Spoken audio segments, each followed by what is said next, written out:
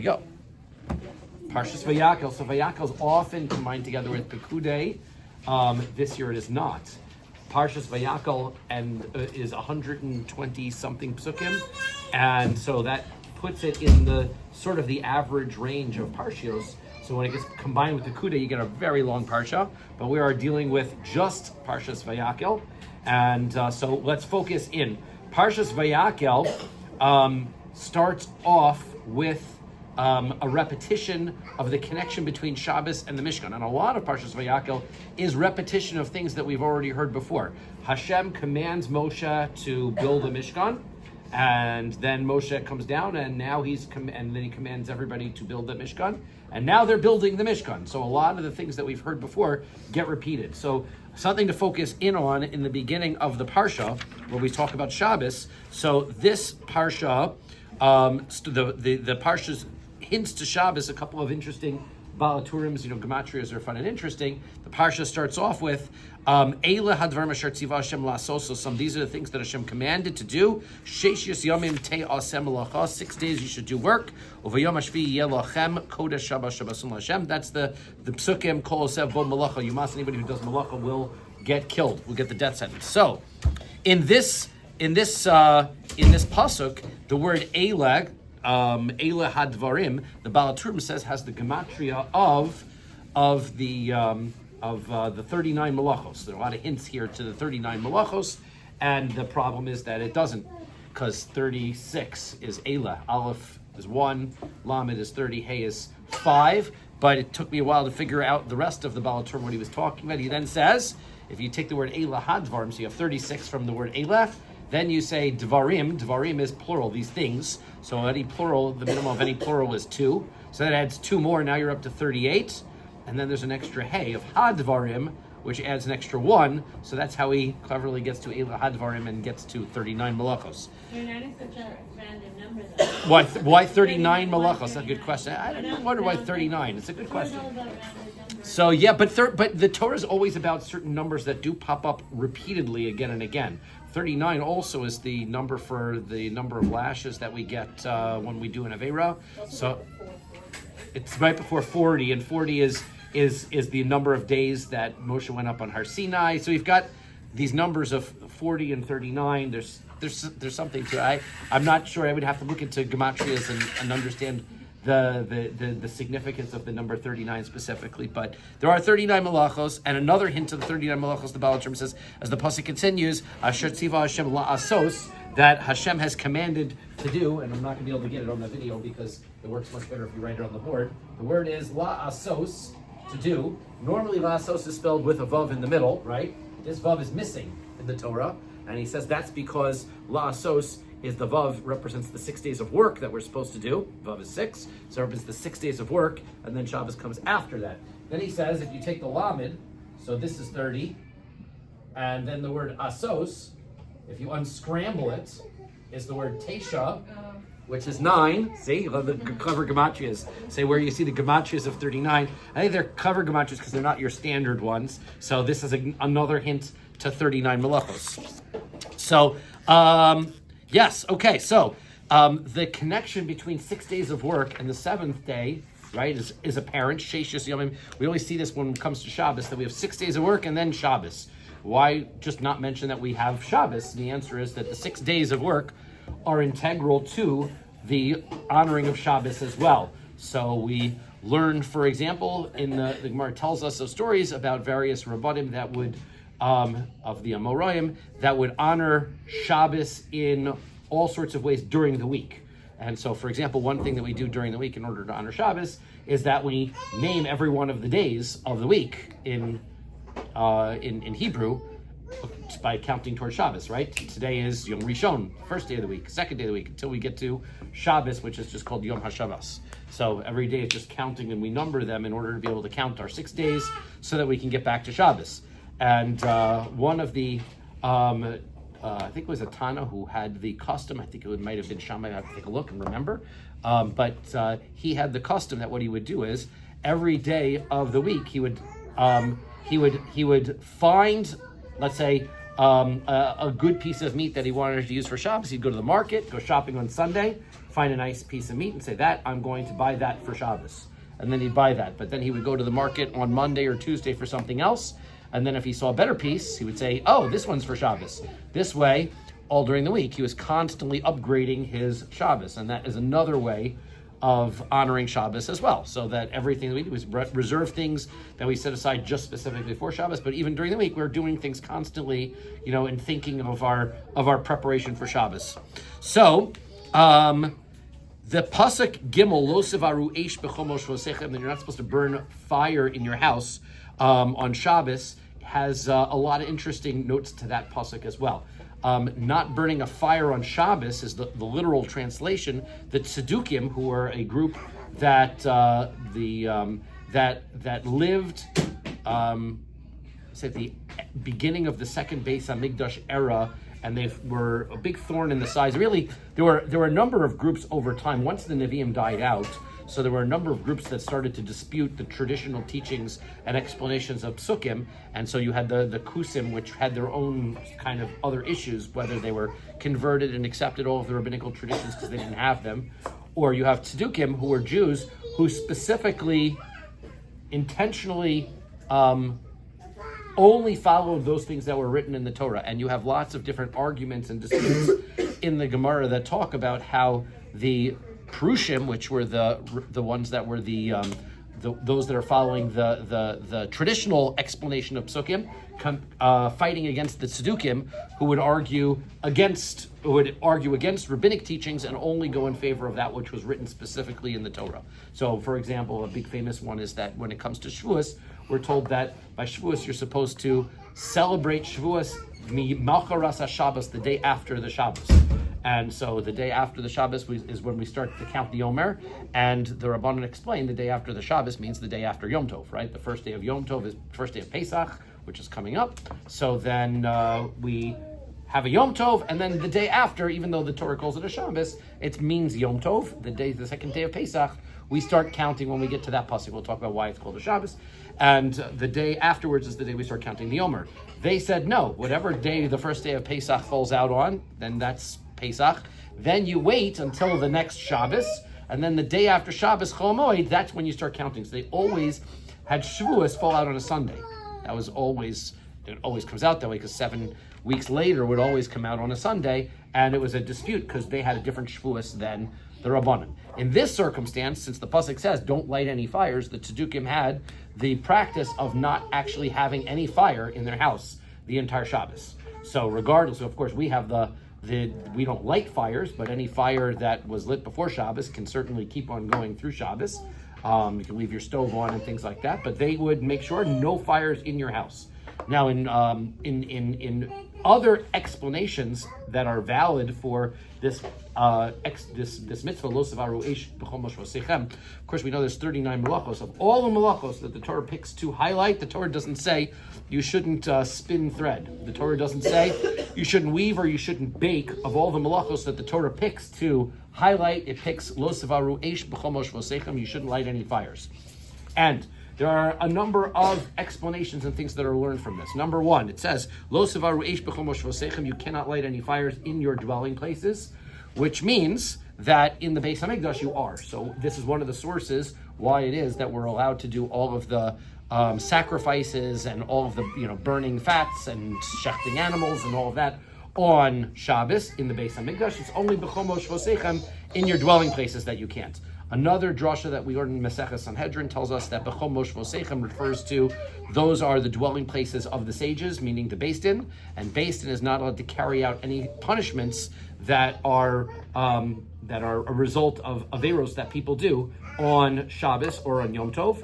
Therefore, any capital cases or corporal cases were never judged on a Friday, because the result would be that you'd have to carry out a punishment on Shabbos, and you're not allowed to, so the courts were closed on Fridays for that purpose. You could do monetary cases.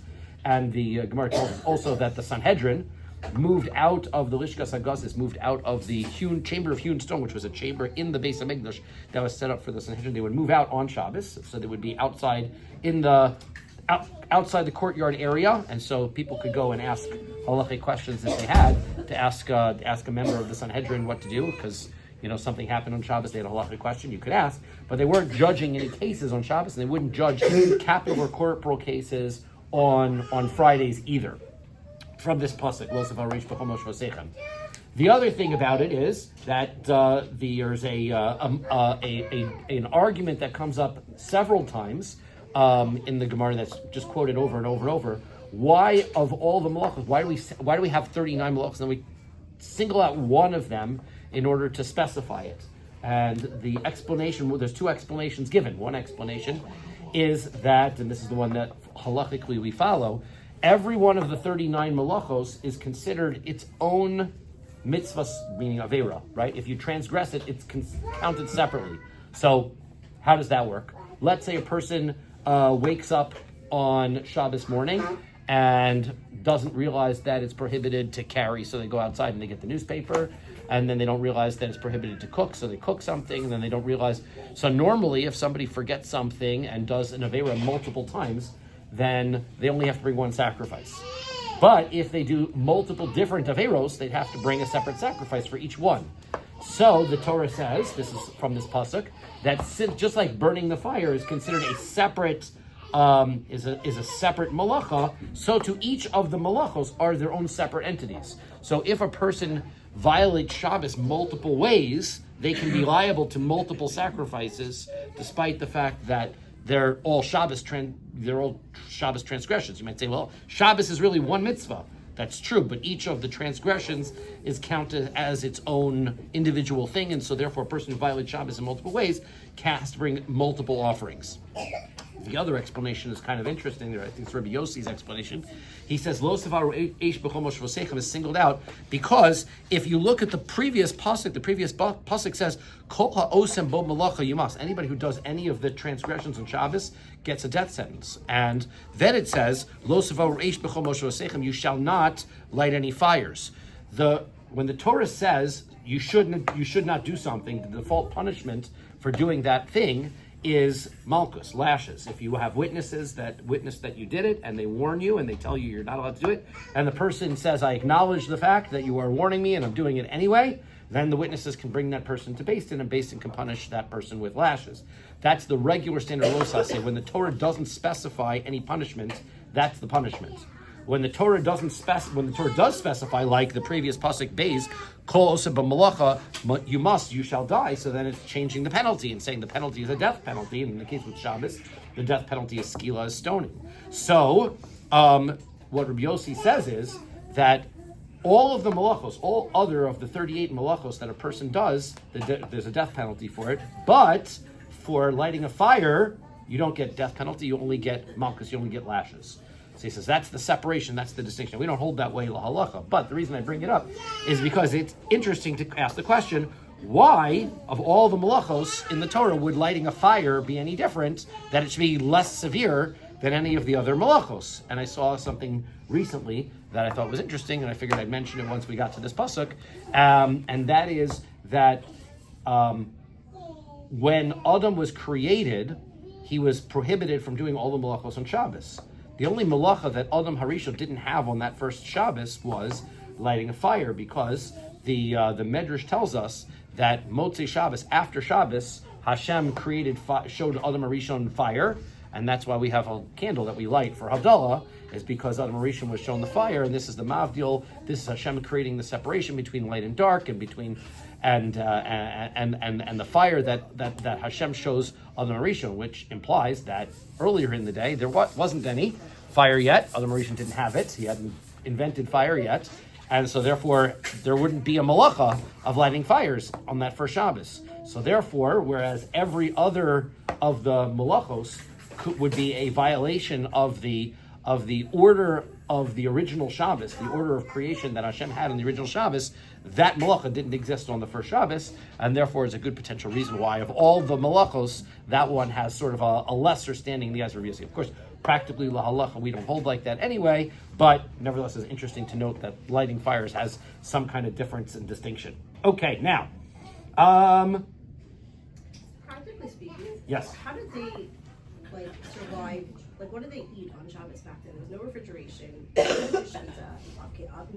Not for Adam. But it's hard to get a fire to last 3 hours now. Yes. So, like, Are you you're vegetarian over how Shabbos? long back do you want to go? I don't know. Because in the desert they had man that came down in a double portion. That you didn't have to worry about, right? And it was miraculous that it stayed overnight. After that, Is it from Noah from Adam to so I'm gonna. I'm not a good pioneer, but I do know a couple from halacha. I know that when meat is sacrificed, the mitzvah of eating that sacrifice, you have 2 days and 1 night. So if you slaughter it on one day, you can eat it that day, the following night, and the next day.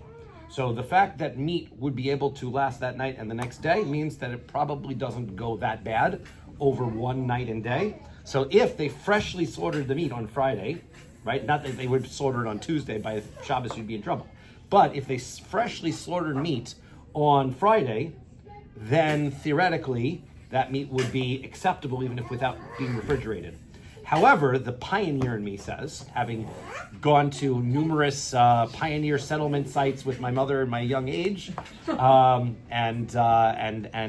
seen how they lived through the winters in harsh climates and things, I know that they used to have salting techniques and meat storage areas where they would dry meat, and that meat could stay unrefrigerated in a storehouse for a lengthier period of time. They would salt it in a certain way, and they would hang the meat, and it would remove all the water. And that dried meat, like jerky, can remain out of the fridge for an exceptional, more lengthy period of time. So I'm sure that they did that as well.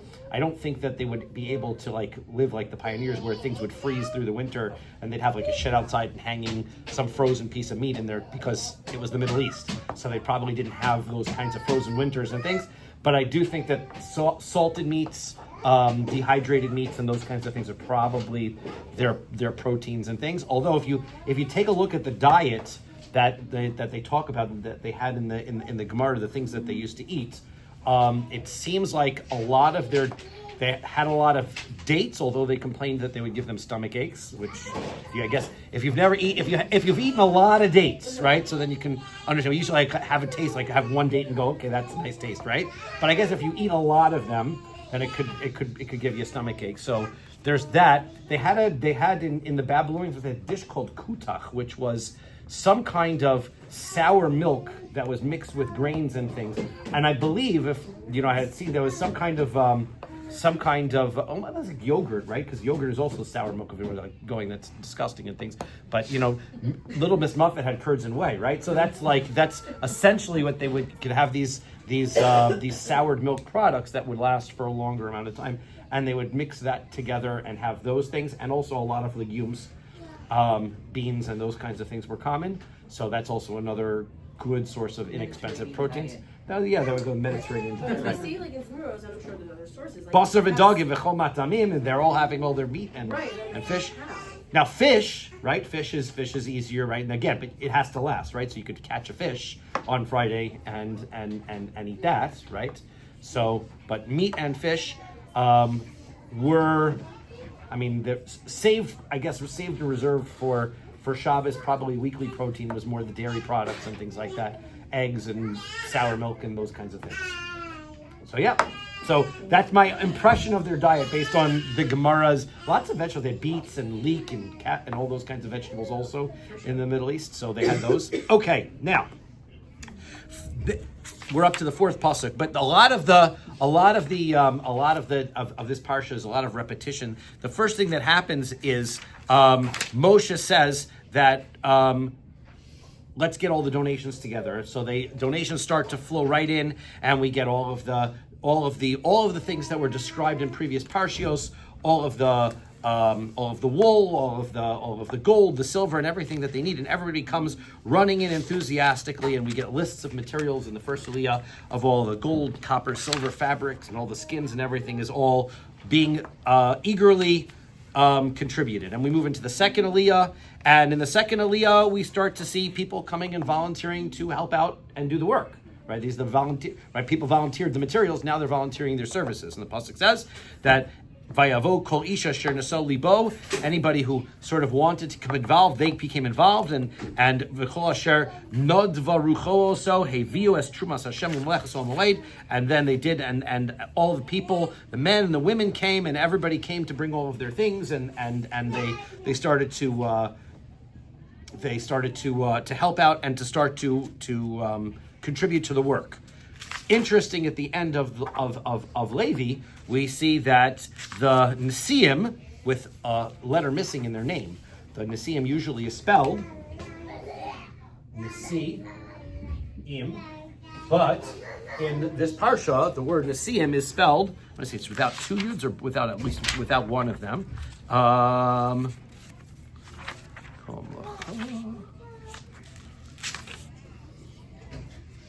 not going to find the pasuk, but the word Nesiim is missing their yuds. I believe it's both yuds, right?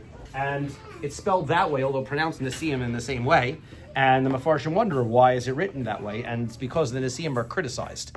What happens is, after everybody brings all the gold and the silver and the wool and everything, then the Torah tells us that the Nesiim come along to bring the Avnei Shoham, the valuable stones that were being placed into the breastplates.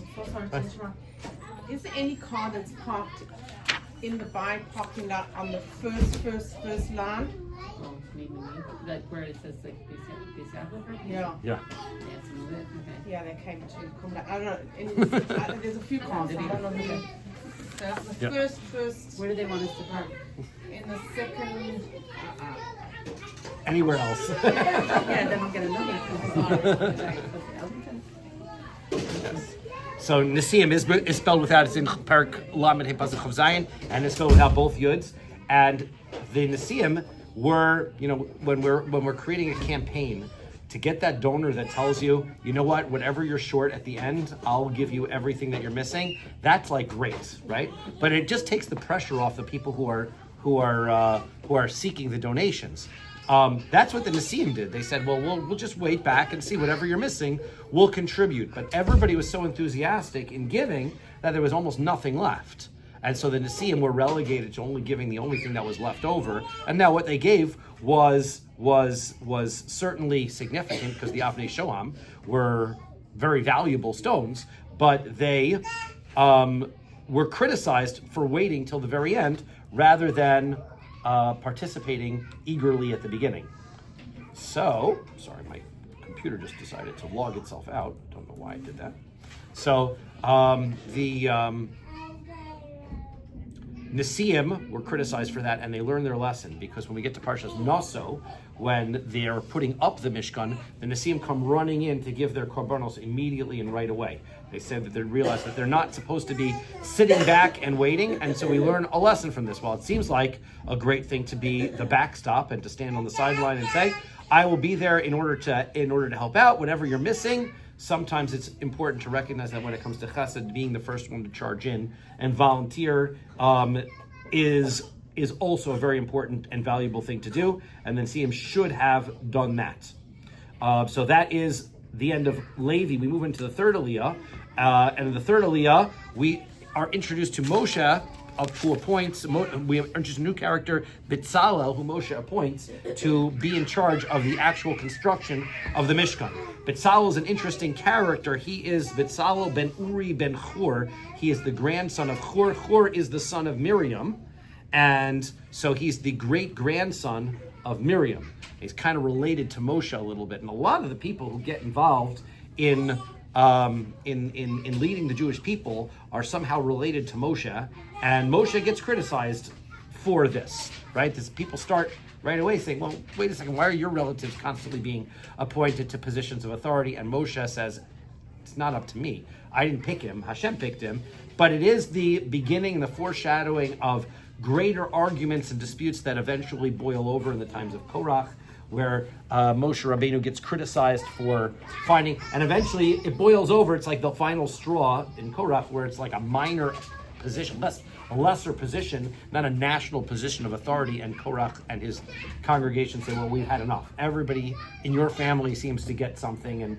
and why is that fair? So Bitzalel ben Uri ben Hur, it's interesting that the Medrash points out that when Moshe Rabbeinu was told to build the Mishkan, he's told to build the Mishkan, and then he's told all about the utensils. when Moshe Rabbeinu turns around and tells the Jewish people about building the Mishkan, he tells them, here are all a list of the utensils that you have to build, and then explains all of the construction of the Mishkan structure afterwards.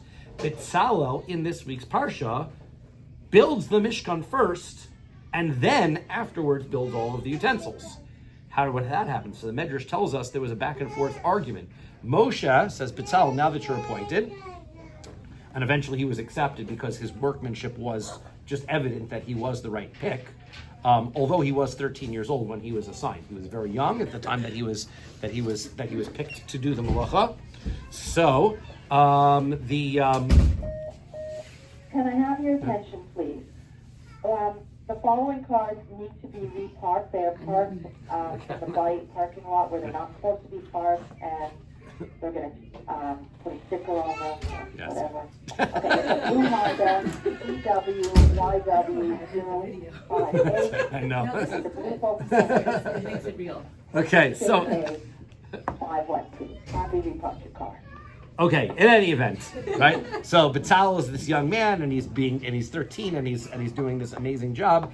And Moshe tells him, okay, you gotta build the Aron and all of the utensils, and then build the Mishkan. And Betzalel says, don't you think it should go the other way around? Now you can imagine Moshe Rabbeinu, who's 80-something years old, just came down from Har Sinai, and his face is glowing and everything. And 13-year-old Betzalel says, well, don't you mean in a different way? And Moshe Rabbeinu says, actually, yes. Now that you pointed out, that's what Hashem told me. That's amazing that you knew that. And I want to relate that back to the constant theme that I think that goes through Shmos and Moshe Rabbeinu, is that Moshe Rabbeinu was extraordinary spiritual. The criticism, the difficulty that Moshe had was how spiritual he was. And his perspective of how the Shekhinah, the presence, should influence the world was open Shekhinah. Hashem should come to the Aron, and that's where the Shekhinah rests, and it should be available and open for everything. Eventually, you've got to build a Mishkan in order to be able to support this Aron. But the Aron is the key thing, and everything should emanate, all the Kedusha, the Shekhinah should be open for everything. And Betzalel realizes that that's not the proper way. You can't just, not everybody can be exposed to that level of Kedusha open that way. First, let's build the Mishkan, let's build the containment unit. Then we can put Hashem's Shekhinah inside of that, and then people can be able to connect with it in the way that they're ready for. And Moshe Rabbeinu says, actually, that is what Hashem told me. And Betzalel is able to figure that. How does Betzalel figure that out? Well, Betzalel is the son of Uri, the son of Hur.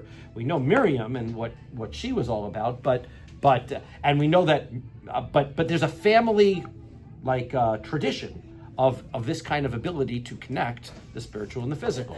When Amalek came a few weeks ago, and Moshe Rabbeinu had to fight Amalek, and we saw that the challenge that Amalek was presenting to the Jewish people was that as spiritual as Moshe Rabbeinu was, Amalek was the opposite. They felt that while there is a spiritual existence of Hashem, they were denying Hashem exists. They just felt that everything in this world, Asher Karcha Baderech, everything was happenstance in this world. Physical and spiritual have zero connection. Moshe Rabbeinu says the spiritual and the physical also have a lacking in connection, but that's because the spiritual world is so bright and the Amalek is because the spiritual world is so irrelevant and insignificant. So that's why they were so grounded in the physical world that they were not able to connect the physical to the spiritual. The challenge is you got to fight Amalek. You have to build this connection. So what does Moshe do? He sends Yehoshua to do that battle because Yehoshua is ultimately the one who brings Bnei Yisrael into Eretz Yisrael, and he has this connection between the spiritual and the physical, as Eretz Yisrael represents the connection between spirituality as a concept and a physical location. And so the physical and the spiritual connection exists with Eretz Yisrael. That is what Yeshua symbolizes. Then he goes up and he holds his hands up high in order to represent this connection. But we're told in the pasuk that Moshe's hands were tired, Moshe's hands being the action part of the connection to this world. He had tired hands, like he also had difficulty speech. That's another thing that Moshe Rabbeinu couldn't connect the spirituality to physical actions in this world, and he got help. Aaron, of course, helps hold one hand up, and Hur holds the other hand up. So these two individuals were the ones who were assigned to be able to help Moshe Rabbeinu connect the spirituality to the Jewish people. And now we have Hur's grandson. Hur dies in last week's parsha. because he was standing up to Bnei Yisrael when they wanted to build the egel, the calf.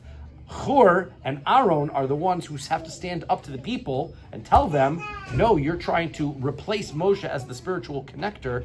That's not right, because their responsibility is this spiritual connection. So, of all of the people who are standing up between the nation and this Chet Egel, Hur and Aaron are the ones that end up standing up against it. Hur winds up being killed. Aaron winds up trying to delay things and push things off, but eventually the Egel is built. But that's where Hur comes from. So you see, this is the nature of Betzalel. As much as Betzalel is talked about in Midrashim with all of these kinds of things that we learned about Betzalel, that he is able to figure out the order of the Mishkan. He has other abilities, like, for example, Moshe Rabbeinu struggled to figure out how to build the menorah. Of all the utensils, he just was struggling. The Midrash tells us Hashem would tell him, and then he showed him with fire, and Moshe Rabbeinu, and eventually Hashem says, just show it to Betzalel, and Betzalel will know what to do, and Betzalel knew what to do. How does Betzalel know what to do? The menorah symbolizes Torah, and this learning of the Torah in this sort of mental exercise of developing oneself through the learning of Torah. Moshe Rabbeinu received Torah directly from Hashem in a nevuah. The Gemara tells us that there's a story about how Moshe Rabbeinu wants to understand how Klal Yisrael will end up, and so Hashem takes Moshe Rabbeinu through time, and he brings him to a location, and there's this rabbi standing in the front, and he is telling everybody, and all the people are gathered around, and he's telling them the halacha is like this, and he's saying, comparing this pasuk to this pasuk, and he's got this kal v'chomer, and he's got this thing and this explanation. And the Gemara tells us that Moshe Rabbeinu did not understand a single thing that this was going on in the shir. And Moshe Rabbeinu is all upset. I mean, here's Moshe Rabbeinu, who knows the whole Torah, and he doesn't understand the shir. Turns out the person who was giving the shir was Rabbi Akiva, and Hashem tells him. And then eventually, Rabbi Akiva gets to this part of the lecture, and a student asks him, well, how do you know that? And he says, that's a halacha l'Moshe misinai. That there's no explanation. That's halacha. And then Moshe Rabbeinu felt better. Well, what's going on? How does Moshe not understand what's going on? And the answer is because Moshe's connection with Torah wasn't through the Talmudic analysis and the logic and the back and forth. He heard it directly from Hashem. Everything made perfect sense on a spiritual level. If you say, Moshe Rabbeinu, why can't you keep shatnez? He's like, I understand why you can't do shatnez, because I understand the spiritual issues, the concerns, and how it affects, right? I don't have to figure out the kal v'chomer and the connection from this pasuk to this pasuk. He wasn't related to the Torah in that same kind of a way. Moshe Rabbeinu had difficulty with that kind of teaching. But Betzalel was fine with that. But by Betzalel, the menorah, which represents the teaching of the Torah, is something that Betzalel was able to do and Moshe Rabbeinu struggled with. And I think that medrash could be related. Of course, he felt better when at the end of the day, Rabbi Akiva said, no, halacha l'Moshe misinai, because at the end of the day, as much as logic and everything is figured out, the reality is the Torah came from Hashem to Moshe, and that's the source for everything that we do learn and everything that we do know. Okay, so we also have another helper, and his name is Oholiav, and he's from Shevet Dan, and we don't have a tremendous amount of midrashim about him. Dan is one of the shvatim that comes from the other wives, not Rachel and Leah, from Yaakov, and there's almost like a balance to his participation as well, that we shouldn't think that Betzalel, who comes from Shevet Yehuda, there's like this, the Leviim serve in the Beis HaMikdash. Yehuda is the one who runs the construction, and Shvatim like Dan and Naphtali, they're not, stay away, right? No, even the second person who's in charge of the building is from Shevet Dan, and he is also very involved. And so there's an equality of all the Shvatim that's brought up from Dan. Okay, so other things to say about Aliyah, but we'll just move quickly through the rest of the Aliyahs quickly. We then move to Revi, and in Revi we just get a review of the construction, but again, the construction here is backwards, right? It's the opposite order as we had it before, where we started with the Aron and the Shulchan. Now we start with the coverings on the outside, and we're reminded of the 3-layer coverings that we had. The coverings which were beautiful on the inside with the embroidered angels and things, and the gold hooks, and then we have a goat hair covering on top of that, and the tchashim covering, which is on top of that. Into Chamishi, the Torah describes the construction of the wall planks, which are made from wood covered in gold. There's 48 planks, 20 on each of the sides and 8 on the back walls, as we described before. The paroches is made, which separates between the Kodesh HaKodashim and the Kodesh, and the Masach, which is the curtain which goes in the front of the Mishkan, is also built. And then when that's completed, they build the Aron and the Shulchan. So they've already built the structure. Then they put the Aron and Shulchan in. And then Shishi comes and they made the menorah. And after they make the menorah, they make the Mizbeach HaZahav, which is the golden Mizbeach, which is the small one that goes on the inside. And then Shvi'i, we're told that they make the copper Mizbeach, the Mizbeach HaNechoshes, the one that is for the korbanos, for the sacrifices, which is in the courtyard on the outside.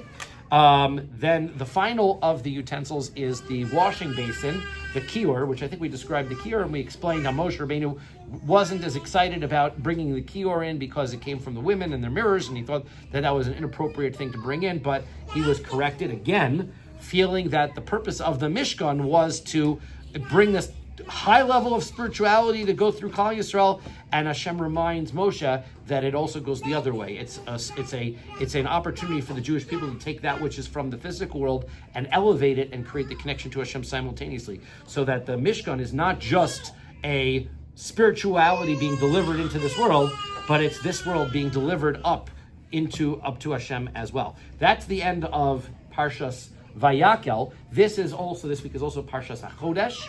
Parshas HaChodesh is the third of this 4 special parshios that we read before Pesach. Parshas HaChodesh is read on the Shabbos before Rosh Chodesh Nisan. So we're going to be doing the benching of Rosh Chodesh Nisan this Shabbos.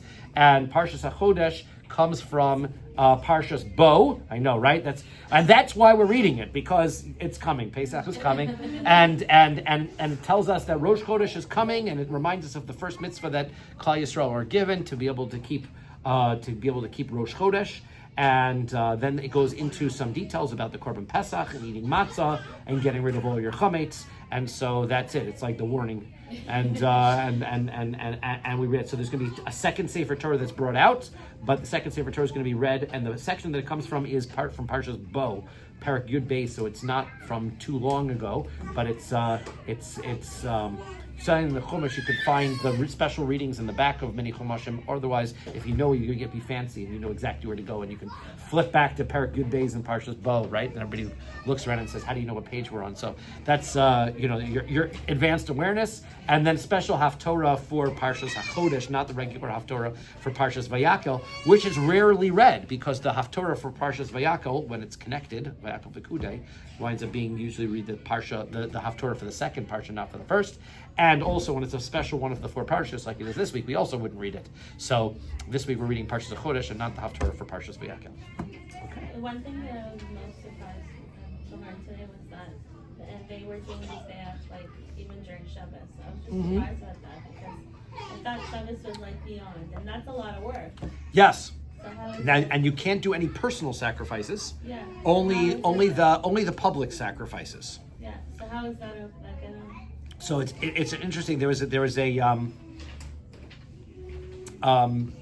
I would like it, and usually you learn certain things during the week. You say, well, these things maybe are not connected, but maybe because you learned them this week, maybe they are. There's an argument in the Gemara when a woman gives birth, right, and she has blood after she gives birth. So one can say that she's tummy during these days, and then she becomes tahor for this many days, for that longer. And one of the Rabbanim says, well, I don't understand.